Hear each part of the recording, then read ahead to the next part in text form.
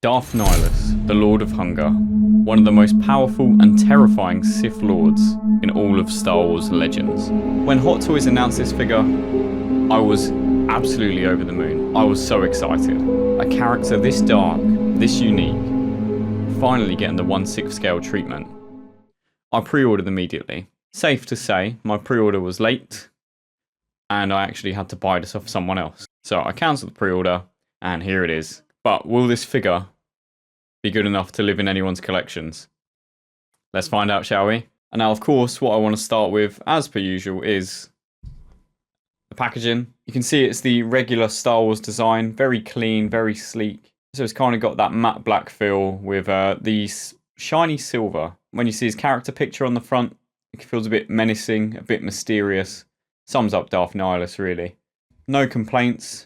I wouldn't say it's display worthy, but again, if you want to keep it out, it does match, just like all of the other box designs. Now, let's open up the box, see what's inside. And obviously the first thing that jumps out is the figure itself. Now on paper, or should I say on video, it looks absolutely incredible. I'd say Hot Toys really did nail the design here. Just visually, Darth Nihilus looks incredible. The tattered robes, the flowing capes, the mask. Just feels like an actual silhouette, almost ghost-like, which is what he's supposed to be. So the wide cape is a nice touch. Basically, to have the wide cape allows you to pose him dynamically. But when we talk about the articulation, I'm going to explain why that might not actually be the case. But look, if we do a close-up here, you'll see the weathering on the fabric. It really does just give him that ancient, ominous kind of presence. But you get to the undersuit, and this is kind of where it falls apart. Stylistically, I think it looks absolutely phenomenal. It looks brilliant. But when it comes to movement, very, very restrictive, which I will get into more depth with that when we talk about articulation. But this is what let down a lot of the figure for me, and it was mainly just not being able to achieve as many dynamic poses as I would have liked. And most of that is down to the costume. There's a lot of collectors on forums that have asked specifically, you know, is the suit nylon or pleather? Now I can confirm it is made out of nylon. As much as on paper it looks like it should be able to move and have some really good dynamic poses, I don't know if it's just how layered it is, but it doesn't feel like it can do dynamic poses, which is a shame because the nylon, kind of like the Darth Vader figures, you know, it shouldn't flake as much as pleather, if not at all.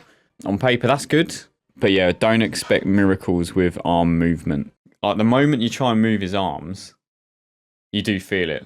The material, it doesn't give, it just bunches, and it feels like his arm can only really go up to about here. You can't really get it up like this, or so again, it's a bit of a letdown.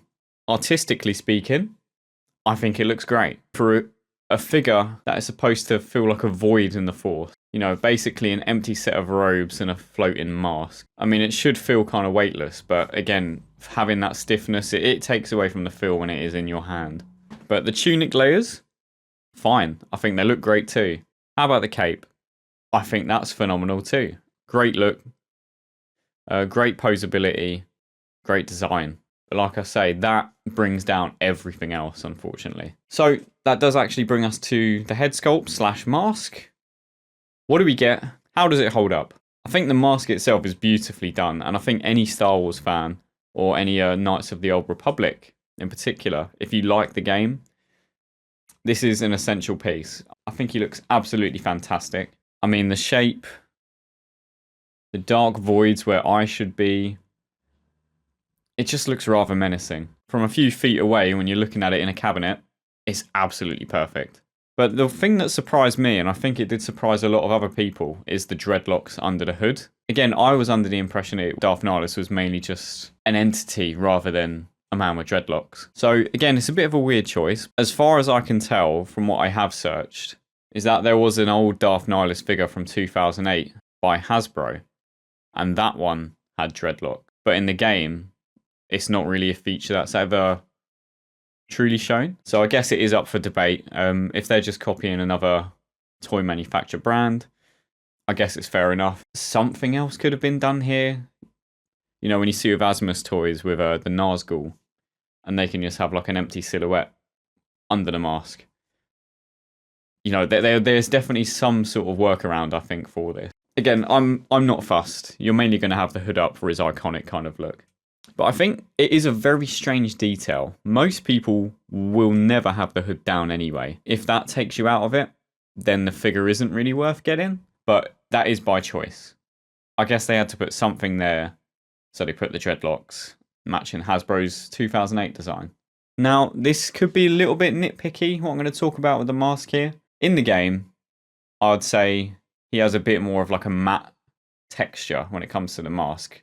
Kind of like it absorbs light, which is exactly what he's about.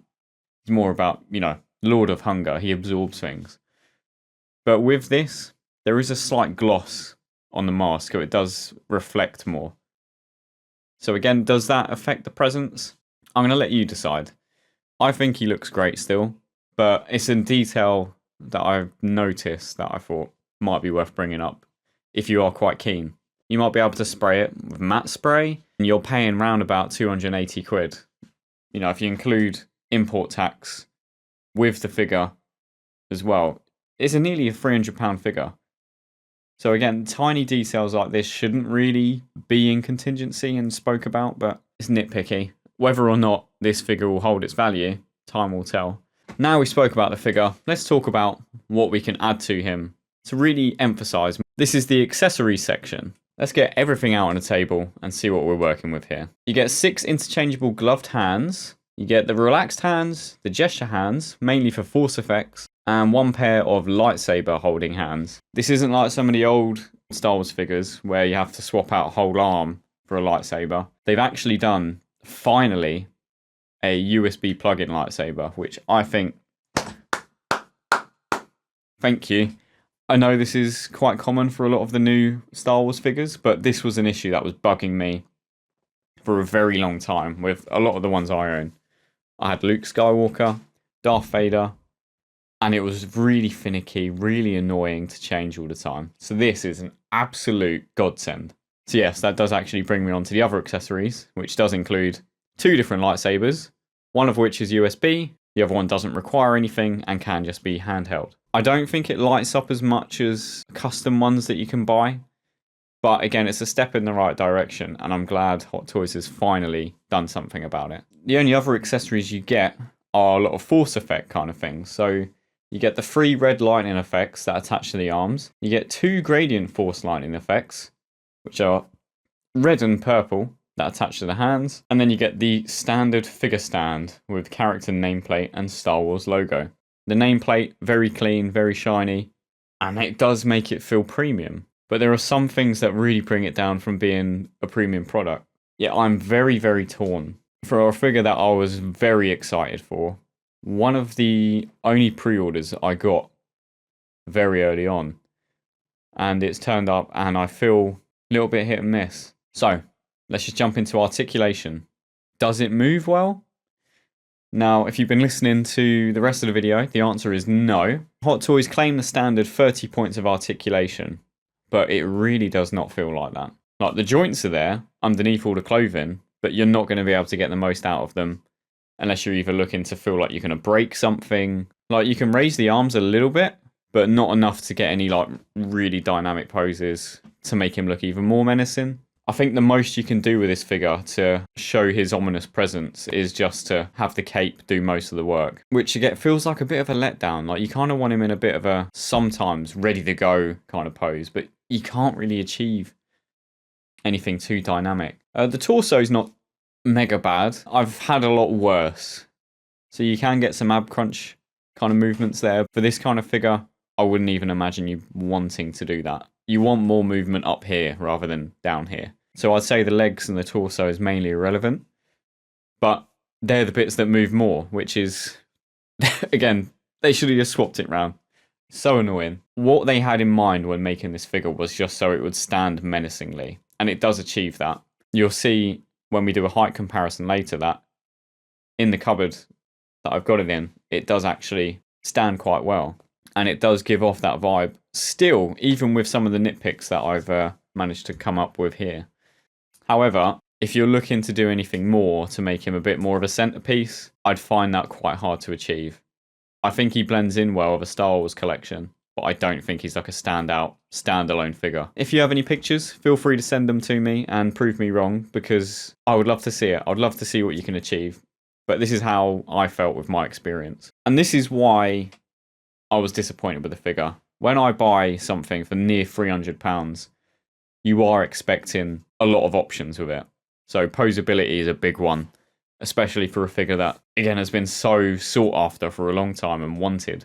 The last thing I want to touch on with the accessories is that the accessories are only as good as the poseability allows them to be. Again, you can only accessorize with things when you have those options to be able to show them off in the best way possible. So with the poseability being so difficult, it makes the effects very difficult to actually use in a very effective way. You might be able to spend a lot of time working on it, but again, bear in mind, if you are going to work very hard and try to increase that poseability, you may cause some damage. So just be very, very careful. So let's talk about the height comparison.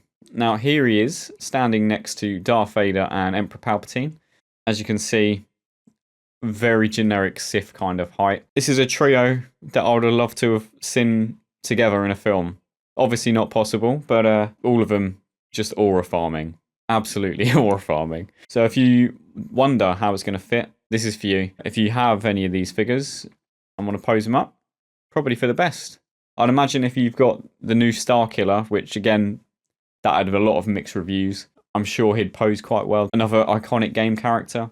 Let's talk about the pros and cons. I think the pros is the visual design. I think it's absolutely phenomenal. The clothing, the mask, the wide cape. Honestly, I think it's great.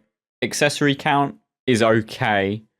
It's not quite a con, so I am going to put it in the pros. I think the height on it is pretty good. It does actually give a good presence on the shelf. The only other thing I'd say as a pro is the ominous presence. Like, it does give off that kind of aura. But the cons, and this is a very big con, so don't take this lightly and it will affect the final score. The restricted movement in the shoulders.